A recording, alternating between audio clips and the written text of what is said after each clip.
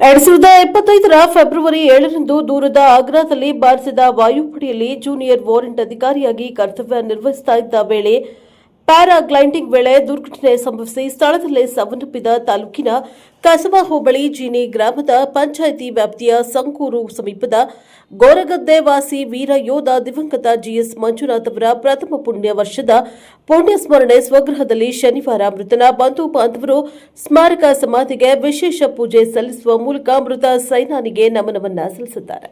ದೇಶ ಸೇವೆಗಾಗಿ ಆತ್ಮಾರ್ಪಣೆಗೈದ ವೀರ ಸೇನಾನಿ ಮಂಜುನಾಥ್ ಅವರ ಸವಿನೆನಪಿಗಾಗಿ ಕುಟುಂಬದ ಸದಸ್ಯರೆಲ್ಲ ಒಗ್ಗೂಡಿ 10 ಲಕ್ಷಕ್ಕೂ ಹೆಚ್ಚು ಹಣ ವಿನಿಯೋಗಿಸಿ ಮೃತ ಯೋಧನ ಮನೆಯ ಮುಂಭಾಗದ ಆವರಣದಲ್ಲಿ ಚಿತ್ತಾಕರ್ಷಕ ಸ್ಮಾರಕ ನಿರ್ಮಿಸಿದ್ದಾರೆ. ಬಳಿಕ ಸ್ಥಳೀಯರು ಹಾಗೂ ಬಂಧು ಬಳಗದವರು ಮೃತ ಯೋಧ ಮಂಜುನಾಥ್ ಅವರಿಗೆ ನುಡಿ ನಮನ ಸಲ್ಲಿಸಿದ್ದು ವಿಶೇಷವಾಗಿತ್ತು. ವರ್ಷ ಕಳೆದರೂ ಈಡೇರದ ಜನಪ್ರತಿನಿಧಿಗಳ ಭರವಸೆ. ಮೃತ ಯೋಧನ ಕುಟುಂಬಕ್ಕೆ ಸರ್ಕಾರದ ಪರಿಹಾರ ಇನ್ನೂ ಮರೀಚಿಕೆಯಾಗಿದೆ. ಈ ವೇಳೆ ಮೃತ ಯೋಧ ಮಂಜುನಾಥ್ ಅವರ ಸಹೋದರ ಯುವರಾಜ್ ಮಾತನಾಡಿ, ಸೇನೆಯಲ್ಲಿ ಕರ್ತವ್ಯನಿರತ ವೇಳೆ ದುರಂತ ಅಂತ್ಯ ಕಂಡಾಗ ಮೃತನ ಕುಟುಂಬಕ್ಕೆ ಸೂಕ್ತ ಪರಿಹಾರ ನೀಡುವುದು ಸಾಮಾನ್ಯ.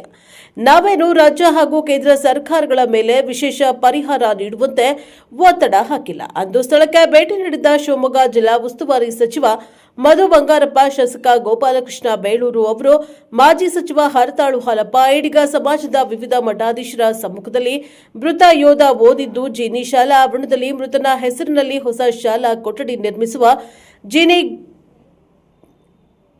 ಗ್ರಾಮ ಪಂಚಾಯಿತಿ ಆವರಣದಲ್ಲಿ ಮೃತನ ಹೆಸರಿನಲ್ಲಿ ನೂತನ ಸಭಾಂಗಣ ನಿರ್ಮಿಸುವ ಹಾಗೂ ಹೊಸನಗರ ಪಟ್ಟಣದ ಕೇಂದ್ರ ಭಾಗದಲ್ಲಿ ಮೃತ ಯೋಧನ ಪುತ್ಥಳಿ ನಿರ್ಮಾಣ ಮಾಡುವ ಭರವಸೆ ಈವರೆಗೂ ಈಡೇರಿಲ್ಲ. ಗ್ರಾಮೀಣ ಭಾಗದ ಜನರೇ ಹೆಚ್ಚಾಗಿ ಸೈನ್ಯಕ್ಕೆ ಸೇರಲು ಉತ್ಸುಕರಾದ ವೇಳೆ ಸರ್ಕಾರಗಳು ಹಾಗೂ ಜನಪ್ರತಿನಿಧಿಗಳು ಕರ್ತವ್ಯದ ವೇಳೆ ಮೃತರಾದ ವೀರಯೋಧರ ಕುಟುಂಬಗಳಿಗೆ ಸೂಕ್ತ ಪರಿಹಾರ, ಆರ್ಥಿಕ ನೆರವು ಹಾಗೂ ಆತ್ಮಸ್ಥೈರ್ಯ ತುಂಬುವ ಕಾರ್ಯಕ್ಕೆ ಮುಂದಾಗಬೇಕು.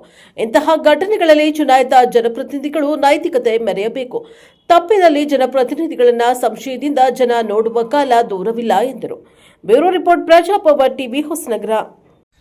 ಆದರೆ ಅವತ್ತು ನಮಗೆ ಏನು ಒಂದು ಅಂತ್ಯಕ್ರಿಯೆ ಮಾಡೋಕ್ಕೆ ಏನು ಬಂದಿದ್ದರು ನಡೆಸ್ಕೊಡ್ತು ಗೌರ್ಮೆಂಟು, ರಾಜ್ಯ ಸರ್ಕಾರ ಇರಬಹುದು, ಕೇಂದ್ರ ಸರ್ಕಾರದ ಸಿಬ್ಬಂದಿಗಳಿರ್ಬೋದು.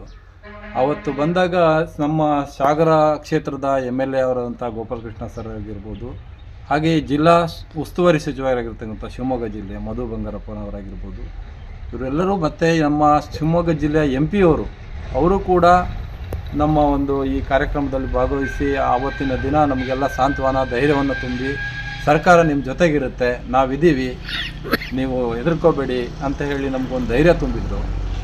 ಆ ಧೈರ್ಯ ತುಂಬಿದಂಥ ಆಶ್ವಾಸನೆ ತುಂಬಿರತಕ್ಕಂಥ ಮಾತುಗಳು ಆ ಆಶ್ವಾಸನೆಯಾಗೇ ಉಳಿದ್ಬಿಡ್ತು ಅಂತ ಇವತ್ತು ಅನ್ನಿಸ್ತಿದೆ. 1 ವರ್ಷ ಪೂರ್ಣಗೊಂಡರೂ ಕೂಡ ಇವತ್ತು ನಮ್ಮ ಭಾವನ ಒಂದು ಸ್ಮರಣಿಕೆ ಆಗಲಿ, ಒಂದು ಪುತ್ಥಳಿ ಆಗಲಿ, ಯಾವುದೇ ಒಂದು ಅವರ ನೆನಪಲ್ಲಿ ಉಳಿಸ್ತಕ್ಕಂಥ ಕೆಲಸಗಳಾಗಲಿ ಸರ್ಕಾರದಿಂದ 1 ರೂಪಾಯಿ ಕೂಡ ಯಾವುದೂ ಕೂಡ ಸ್ಯಾಂಕ್ಷನ್ ಆಗದೇನೆ ಇವತ್ತು ನಮ್ಮ ಸ್ವಂತ ಖರ್ಚಲ್ಲಿ ನಾವು ಇವತ್ತು ಸಾಲ ಸೂಲ ಮಾಡಿ ಇದನ್ನು ಮಾಡೋಂಥ ಪರಿಸ್ಥಿತಿ ಬಂದಿದೆ. ಹೀಗಿರಬೇಕಿದ್ರೆ ಈ ಒಂದು ಸ್ಕೂಲು ಮತ್ತು ಅವರು ಓದಿರ್ತಕ್ಕಂಥ ಸ್ಕೂಲಲ್ಲಿ ಒಂದು ಕೊಠಡಿನ ಕಟ್ಕೊಡ್ತೀವಿ ಅಂತಲೂ ಕೂಡ ಇಲ್ಲಿ ಎಲ್ಲರ ಮುಂದೆನೂ ಕೂಡ ಹೇಳಿ ಹೋಗಿದ್ರು ನಮ್ಮ MP ಶಾಸಕರು ಆಗಿರಲಿ ಮತ್ತು ಜಿಲ್ಲಾ ಉಸ್ತುವಾರಿ ಸಚಿವರಾಗಿರಲಿ ಹೇಳಿದರು. ಹಾಗೆಯೇ ಇಲ್ಲಿ ಒಂದು ಗ್ರಾಮ ಪಂಚಾಯಿತಿ ಆವರಣದಲ್ಲಿ ಒಂದು ಸಭಾಂಗಣ ಕೂಡ ನಿರ್ಮಾಣ ಮಾಡ್ತೀವಿ ಅಂತ ಹೇಳಿದರು. ತಾಲೂಕು ಕೇಂದ್ರದಲ್ಲಿ ಅವ್ರದ್ದೊಂದು ಪುತ್ಥಳಿನ ನಿರ್ಮಾಣ ಮಾಡೋಣ ಅಂತಲೂ ಕೂಡ ಆಶ್ವಾಸನೆ ಕೊಟ್ಟಿದ್ದರು. ಹಾಗೆಯೇ ಸರ್ಕಾರದಿಂದ ನಿಮ್ಮ ಕುಟುಂಬಕ್ಕೆ ಏನು ಪರಿಹಾರ ದೊರೀಬೇಕು ಅದನ್ನು ಕೊಡಿಸ್ತೀವಿ ಅಂತಲೂ ಕೂಡ ಹೇಳೋಗಿದ್ರು. ಈ ಎಲ್ಲ ಭರವಸೆಗಳು ಕೂಡ ಯಾವುದೂ ಕೂಡ ಇವತ್ತಿಗೂ ಈಡೇರಿಲ್ಲ. ಇದ್ರ ಬಗ್ಗೆ ನಾವು ಕೇಳ್ಕೊಳ್ಳೋದು ಒಂದೇ, ಹಣ ಕೊಡಲಿ ಮತ್ತೊಂದು ಅಂತ ಹೇಳೋದಕ್ಕಿಂತ ಅಟ್ಲೀಸ್ಟ್ ಅವರ ಈ ರೀತಿ ದೇಶಕ್ಕೆ ಒಂದು ಸೇವೆ ಸಲ್ಲಿಸಿರ್ತಕ್ಕಂಥ ಭಾರತೀಯ ವಾಯುಸೇನೆಯಲ್ಲಿ ಸೇವೆ ಸಲ್ಲಿಸಿರ್ತಕ್ಕಂಥ ಒಬ್ಬ ವೀರ ಯೋಧನನ್ನು ನಾವು ಇನ್ನಷ್ಟು ಮುಂದಿನ ಪೀಳಿಗೆಗೆ ಸೇನೆಗೆ ಸೇರಲಿಕ್ಕೆ ಬಯಸ್ತಕ್ಕಂತಹ ಯಾವುದೇ ಮಕ್ಕಳಿಗಾಗಲಿ ಅಥವಾ ಮುಂದಿನ ಪೀಳಿಗೆಗಾಗಲಿ ನಾವು ಒಂದು ಪ್ರೋತ್ಸಾಹದಾಯಕವಾಗಿ ಒಂದು ನಿಲ್ಲಬೇಕು ಅಂದರೆ ಗೌರ್ಮೆಂಟು ಈ ಥರದ ಒಂದು ಕೆಲಸಗಳನ್ನು ಮಾಡಿದ್ರೆ ಮುಂದಿನ ದಿನಗಳಲ್ಲಿ ಹೆಚ್ಚು ಹೆಚ್ಚು ಯುವಕರು ಯುವತಿಯರು ಈ ಒಂದು ಸೇನೆಗೆ ಭಾರತೀಯ ಅಂದರೆ ಸರ್ಕಾರದ ಸೇವೆಗಾಗಲಿ ಅಥವಾ ದೇಶದ ಸೇವೆಗಾಗಲಿ ಮುಂದೆ ಹೋಗಲಿಕ್ಕೆ ಇಷ್ಟಪಡ್ತಾರೆ. ಇಲ್ಲ ಅಂದರೆ ಈ ರೀತಿಯನ್ನೆಲ್ಲ ನೋಡಿದಾಗ ಇದು ಒಂದಷ್ಟು ಜನರ ಮನಸ್ಸಿನ ಮೇಲೆ ಪರಿಣಾಮ ಬೀರುತ್ತೆ. ಹೇಗೆ ಅಂದರೆ ಸರ್ಕಾರದ ಯಾವುದೇ ಥರದ ಬೆಂಬಲದಲ್ಲಿ ನಿಲ್ಲೋದಿಲ್ಲ ಅನ್ನೋದು ಒಂದು ಉದಾಹರಣೆಗಳು ಸಿಕ್ಕಿದಾಗ ನಾವು ಮಕ್ಕಳನ್ನ ಕಳಿಸಿ ಕಳ್ಕೊಳ್ಳೋದು ಬೇಡ, ಏನಾರಾಗಲಿ ನಮ್ಮ ಕಣ್ಮುಂದೆನೇ ಇರಲಿ ಅನ್ನೋ ಒಂದು ಭಾವನೆ ಬಂದ್ಬಿಡ್ತದೆ.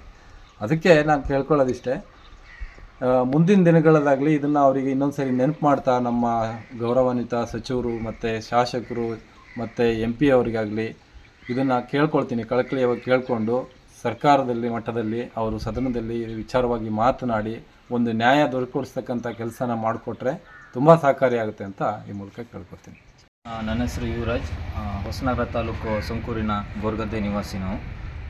ನಮ್ಮ ಅಣ್ಣ ಇಲ್ಲಿ ಹಿಂದೆ ಕಾಣ್ತಿರ್ಬೋದು, JW ಮಂಜುನಾಥ್ ಅಂತ. ಹೋದ ವರ್ಷ 2026 ಫೆಬ್ರವರಿ 7ನೇ ತಾರೀಕು ನಮ್ಮ ಅಣ್ಣವರು ಪ್ಯಾರಾಚೂಟ್ ಟ್ರೈನಿಂಗ್ ಕೊಡ್ತಾ ಇರೋ ವೇಳೆ ಪ್ಯಾರಾಚೂಟ್ ಮಾಲ್ ಫಂಕ್ಷನ್ ಆಗಿಬಿಟ್ಟು ತೀರ್ಕೊಂಡಿರ್ತಾರೆ. ಇದೆಲ್ಲ ಅವತ್ತು ತೀರ್ಕೊಂಡಾಗ ಇದು ತಾಲೂಕಿನಾದ್ಯಂತ ಸುದ್ದಿಯಾಗಿತ್ತು. ಬರೀ ತಾಲೂಕು ಅನ್ನೋಕ್ಕಿಂತ ಅವನು ಕೇಂದ್ರ ಸರ್ಕಾರದ ಒಂದು ಪ್ರತಿಷ್ಠಿತ ಹುದ್ದೆಯಲ್ಲಿರೋದ್ರಿಂದ ಇದು ರಾಜ್ಯ ಮಟ್ಟದಲ್ಲೂ ಕೂಡ ಸುದ್ದಿಯಾಗಿತ್ತು. ಎಲ್ಲ ಜನಪ್ರತಿಗಳಾದ MLA MP ಇರ್ಬೋದು, ಇಲ್ಲಿ ಲೀಡರ್ಸ್ ಇರ್ಬೋದು, ಪೊಲಿಟಿಕಲ್ ಎಲ್ಲರೂ ಬಂದಿದ್ದರು. ಅವರು ಮುಂದೆ ನಿಂತು ಇದು ಕಾರ್ಯಕ್ರಮ ಮಾಡಿಕೊಟ್ಟಿದ್ರು. ತುಂಬ ಖುಷಿಯಾಗಿತ್ತು ಅದಕ್ಕೆ. ಅದಾದಮೇಲೆ ಕೆಲವು ಭರವಸೆಗಳನ್ನು ಕೂಡ ಇತ್ತು. ಅಂದರೆ ಯಾವುದೇ ನಾವು ಕೂಡ ಅಬ್ಸರ್ವ್ ಮಾಡಿದ್ವಿ, ನಾವು ಸ್ಪೆಷಲಾಗಿ ಏನೂ ಕೇಳ್ತಾ ಇಲ್ಲ. ಅಂದರೆ ಯಾರ ಕೇಂದ್ರ ಸರ್ಕಾರದಿಂದ ಆಗಲಿ ರಾಜ್ಯ ಸರ್ಕಾರದಿಂದಲೇ ಸ್ಪೆಷಲ್ ಆಗಲಿ ಅನ್ನೋಕ್ಕಿಂತ ಯಾವುದೇ ಒಂದು ಸೇನೆಯಲ್ಲಿ ಕೆಲಸ ಮಾಡ್ತಿರೋ ಒಬ್ಬ ವ್ಯಕ್ತಿ ಈ ಥರ ದುರಂತ ಅಂತ್ಯವನ್ನು ಕಂಡಾಗ, ಅಂದರೆ ಈ ಥರ ಅವಘಡದಲ್ಲಿ ಸಾವನ್ನಪ್ಪಿದಾಗ ಅವರಿಗೆ ಒಂದು ಪರಿಹಾರ ಆಗಲಿ, ಒಂದು ಕುಟುಂಬಕ್ಕೆ ಒಂದು ಆರ್ಥಿಕ ಸಹಾಯ ಮಾಡೋದು ಸರ್ವೇ ಸಾಮಾನ್ಯ ಅಂತಲೇ ಹೇಳ್ಬೋದು. ಇದನ್ನು ನಾವು ಕೂಡ ಬಯಸಿದ್ವಿ ಅನ್ನೋಕ್ಕಿಂತ ಇದು ಸಿಗಬೇಕು ಖಂಡಿತ. ಇದರ ಬಗ್ಗೆ ಯಾವುದೇ ಕ್ರಮ ಆಗಿಲ್ಲ ಅಂತಲೇ ಹೇಳ್ಬೋದು. ಯಾಕಂದರೆ 1 ವರ್ಷ ಆಯಿತು. ಈಗ ನೀವು ನೋಡ್ತಿರ್ಬೋದು, ಇಲ್ಲಿ ಅವನ ಒಂದು ಸ್ಮಾರಕ ಮನೆ ಹತ್ರನೇ ನಾವೇ ನಮ್ಮದೇನು ಅಂದರೆ ನಾವು ಕೂಡ ಮಿಡ್ಲ್ ಕ್ಲಾಸ್ ಫ್ಯಾಮಿಲಿಯವರು. ನಮ್ಮ ಅಣ್ಣನೇ ಒಂದು ಫಿನಾನ್ಷಿಯಲಿ ಬ್ಯಾಕ್ ಬೋನ್ ಆಗಿದ್ದ. ಒಂದು ಹಳ್ಳಿ ಕಡೆ ಹಿಂಗಾದಾಗ ನಮಗೂ ಒಂಚೂರು ಕಷ್ಟ ಇರುತ್ತೆ. ಆದರೂ ನಮ್ಮ ಅಣ್ಣಗೊಂದು ಬೇಕಲ್ಲ ಅಂತ ನಾವು ನೆನಪಿಗಾಗಿ ಒಂದು ಸ್ಮಾರಕ ಮಾಡಿದ್ವಿ. ಇವತ್ತು 1 ವರ್ಷ ಆಗಿರೋದ್ರಿಂದ ನಾವೇ ಎಲ್ಲ ಊರು ಮನೆ ಬಂದು ಊರಿನ ಗ್ರಾಮಸ್ಥರಿರ್ಬೋದು, ನಮ್ಮ ನೆಂಟರಿರ್ಬೋದು, ಹಿತೈಷಿಗಳು ಎಲ್ಲ ನಾವೆಲ್ಲ ಒಂದಾಗ್ಬಿಟ್ಟು ಒಂದು ಪೂಜೆ ಮಾಡಿಬಿಟ್ಟು ಇವತ್ತು ಇದನ್ನ 1 ವರ್ಷಕ್ಕೆ ಒಂದು ಮೊದಲನೇ ವರ್ಷದ ಸ್ಮರಣೆಯ ಕಾರ್ಯಕ್ರಮವನ್ನು ಮಾಡಿದ್ದೀವಿ. ಮತ್ತು ಇವಾಗ ನಾವು ನಾಯಕರಲ್ಲಿ, ಜನಪ್ರತಿಗಳಲ್ಲಿ ನಾವು ನಮ್ಮ ಹತ್ರ ಇರೋ ರಿಕ್ವೆಸ್ಟ್ ಏನು ಅಂದರೆ, ಅವತ್ತೇನು ಭರವಸೆಯನ್ನು ಕೊಟ್ಟಿದ್ರು ಅದನ್ನ ಇನ್ನೊಂದು ಎಲ್ಲ ಜನಪ್ರತಿನಿಧಿಗಳು, ಆದರೆ MP ಇರ್ಬೋದು, MLA ಇರ್ಬೋದು, ಕೆಲವು ಮಠದ ಸ್ವಾಮಿಗಳು ಕೂಡ, ಅಂದರೆ ನಮ್ಮ ಧರ್ಮಕ್ಕೆ ಪ್ರತಿನಿಧಿಸುವಂಥ ನಮ್ಮ ಜನಾಂಗದ ಪ್ರತಿನಿಧಿಗಳಾದಂಥ ಕೆಲವು ಮಠಗಳ ಸ್ವಾಮೀಜಿಗಳು ಕೂಡ ಬಂದಿದ್ದರು. ನಮಗೆ ಒಂದು ಸಾಂತ್ವನದ ಜೊತೆಗೆ ಒಂದು ಧೈರ್ಯನ ಕೂಡ ಕೊಟ್ಟಿದ್ರು. ಅಂದರೆ ನಮಗೆ ಈ ಥರದ ಕುಟುಂಬಗಳಿಗೆ ಒಂದು ಆರ್ಥಿಕ ಸಹಕಾರ ಸಿಗುತ್ತೆ ಇಂಥ ಅವಘಡ ಆದಾಗ. ಅಂದ್ರೆ ನಿಜವಾಗ್ಲು ಅದಕ್ಕಿಂತ ಹೆಚ್ಚು ಬೇರೆ ಏನೂ ಇಲ್ಲ. ನಮಗೊಂಚೂರು ಧೈರ್ಯ ಸಿಕ್ಕಿತ್ತು. ಆದರೆ ಇದ್ರ ಬಗ್ಗೆ ಯಾವುದೇ ಸೂಕ್ತ ಕ್ರಮಗಳಾಗಲಿ, ಅವ್ರು ಕೊಟ್ಟಿರೋ ಆಶ್ವಾಸನೆಗಳು ಇದುವರೆಗೂ ಈಡೇರಿರೋದಿಲ್ಲ. ನಮ್ಮ ಹೆಚ್ಚಿನದಾಗಿ ನಾವು ಈಗ ಏನು ಮಾಡ್ತಿದ್ದೀವಲ್ಲ, ಇದನ್ನು ಕೂಡ ನಾವು ಸಾಲ ಸೂಲ ಮಾಡಿ ಅಲ್ಲಿ ಎಲ್ಲ ಇರೋದ್ರಲ್ಲೇ ಏನೋ ಒಂದು ಇದು ಮಾಡಿ ಒಂದು 10 ಲಕ್ಷ ಆಗಿದೆ, ಖರ್ಚಾಗಿದೆ. ಅದು ಅಂದರೆ ಯಾವುದೇ ಸರ್ಕಾರದ ನೆರವನ್ನು ಪಡೆದೇನೆ ಮಾಡಿದ್ದೀವಿ. ನಾವೇ ನಮ್ಮ ಸ್ವಂತ ಇದನ್ನಲ್ಲಿ ಮಾಡಿಬಿಟ್ಟು ನಾವು ಕೇಳ್ಕೊಳ್ಳೋದು ಒಂದು ಮನವಿ ಒಂದೇ, ನಾವು ಒಂದು ಅವತ್ತೇನು ಆಶ್ವಾಸನೆ ನೀಡಿದ್ರು ಆ ಆಶ್ವಾಸನೆನ ಮತ್ತೊಂದು ಸರಿ ನೆನಪು ಮಾಡಿಕೊಂಡು ಅದನ್ನ ಜಾರಿಗೆ ತರಬೇಕು. ಮತ್ತು ನಮ್ಮ ಕುಟುಂಬಕ್ಕಾಗಲಿ, ನಮಗೆ ಅಂತಲ್ಲ, ಈ ಥರದ ಯಾರಿಗೆ ಆದ್ರೂ ಒಂದು ನೆರವಾಗಿರ್ಬೇಕು ಸರ್ಕಾರ. ಅದು ಆರ್ಥಿಕವಾಗಿರ್ಬೋದು, ಯಾವ ಥರ ಆಗಿರೋದು ಅದು ಅವ್ರಿಗೆ ಬಿಟ್ಟಿದ್ದು. ಇಷ್ಟು ಹೇಳೋಕ್ಕೆ ನಾವು ನಮಸ್ತೆ. ನಾನು ಏನು ಶಿವಮೊಗ್ಗ ಜಿಲ್ಲೆಯ ಹೊಸನಗರ ತಾಲೂಕಿನ ಸಂಕೂರು ಗ್ರಾಮದ ನಿವಾಸಿಯಾಗಿರ್ತಕ್ಕಂಥ ಏನು JW ನಮ್ಮ ಭಾವರಾದಂತಹ ಮಂಜುನಾಥ್ ಅವರು ಏನಿದ್ದಾರಲ್ಲ, ನನ್ನ ಹೆಂಡತಿಯ ಸ್ವಂತ ಅಣ್ಣ, ಅವರ ಭಾವ ನಾನು. ನಮಗಿವತ್ತು ಈ ಬಗ್ಗೆ ಮಾತಾಡಲಿಕ್ಕೂ ತುಂಬ ಬೇಜಾರು ಅನ್ನಿಸ್ತಾ ಇದೆ. ಏಕೆಂದರೆ ನಾವು ಒಬ್ಬ ಯೋಧನನ್ನು ಈ ದೇಶಕ್ಕೆ ಕಳಿಸ್ಕೊಟ್ಟಿರ್ತಕ್ಕಂಥ ಒಂದು ಕುಟುಂಬ ಅಂತ ನಮಗೆ ಒಂದು ಪ್ರೌಡ್ ಫೀಲ್ ಇದೆ. ಆದರೆ ಅದಕ್ಕೆ ತಕ್ಕಂತೆ ಸರ್ಕಾರಗಳು ಕೂಡ ಒಂದು ಅವರಿಗೆ, ಆ ಕುಟುಂಬಕ್ಕೆ ನೆರವಾಗಿ ನಿಲ್ತಕ್ಕಂಥ ಕೆಲಸನ ಮಾಡಬೇಕು ಇಂಥ ಸಂದರ್ಭಗಳಲ್ಲಿ. ಯಾವುದೇ ಕುಟುಂಬಕ್ಕಲ್ಲಿ, ನಮಗೆ ಅಂತ ನಾನು ಇವತ್ತು ಸ್ಪೆಷಲಾಗಿ ಹೇಳ್ತಾ ಇಲ್ಲ. ಯಾಕೆಂದರೆ ಈ ಒಂದು ಮನೆಯಿಂದ ಒಬ್ಬ ಯೋಧನನ್ನು, ಒಬ್ಬ ಮಗನನ್ನು ಕಳಿಸ್ಕೊಡ್ತೀವಿ ಅಂದರೆ ದೇಶ ಸೇವೆಗೋಸ್ಕರ ಒಂದು ನಿರೀಕ್ಷೆ ಇರ್ತದೆ, ಒಂದು ಹೆಮ್ಮೆನೂ ಕೂಡ ಇರುತ್ತೆ.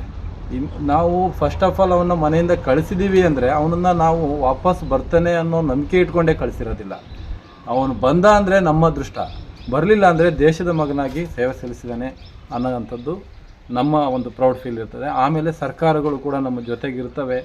ಮುಂದಿನ ಆರ್ಥಿಕ ಸ್ಥಿತಿಗತಿಗಳಲ್ಲಿ ನಾವು ಸಂಕಷ್ಟಕ್ಕೆ ಸಿಲ್ಕೊಂಡಾಗ ಕುಟುಂಬ ಅವರ ಮೇಲೆ ಡಿಪೆಂಡ್ ಆಗಿ ನಡೀತಾ ಇರ್ತಕ್ಕಂಥ ಕುಟುಂಬಗಳು ಬೀದಿಗೆ ಬರದೇ ಇರೋ ಥರ ನೋಡ್ಕೊಳ್ತಾರೆ ಅಂತಕ್ಕಂಥ ಒಂದು ಆಶಾಭಾವನೆಯಿಂದ ಈ ಥರ ಕಳಿಸ್ಕೊಟ್ಟಿರ್ತಾರೆ ಯಾವುದೇ ತಂದೆ ತಾಯಿ ಆಗಲಿ. ಹೆಚ್ಚಾಗಿ ಬಡ ಕುಟುಂಬದಿಂದಲೇ ಹೋಗ್ತಕ್ಕಂಥದ್ದು ಸೈನ್ಯಕ್ಕೆ ಸರ್ವೇಸಾಮಾನ್ಯ. ಯಾರೂ ಸ್ಥಿತಿವಂತರು ಕೂಡ ಹೋಗೋದಿಲ್ಲ ನಾವು ಕಂಡಂಗೆ.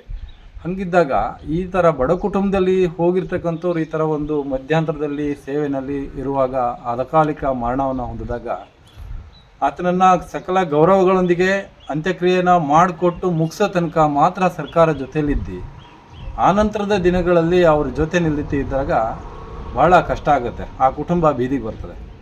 ಸೊ ಹಿಂಗಿರುವಾಗ ನಾವು ಅವತ್ತು ಈ ಒಂದು ಈಗ ನಮ್ಮ ಭಾವನವರ ಪ್ರಥಮ ವರ್ಷದ ಪುಣ್ಯ ಸ್ಮರಣೆಯನ್ನು ನಾವು ಇವತ್ತು ಫೆಬ್ರವರಿ 7ನೇ ತಾರೀಕು ಆಚರಣೆ ಮಾಡಿದ್ವಿ. ಎಲ್ಲರೂ ಗ್ರಾಮಸ್ಥರೆಲ್ಲ ಬಂದಿತ್ತು.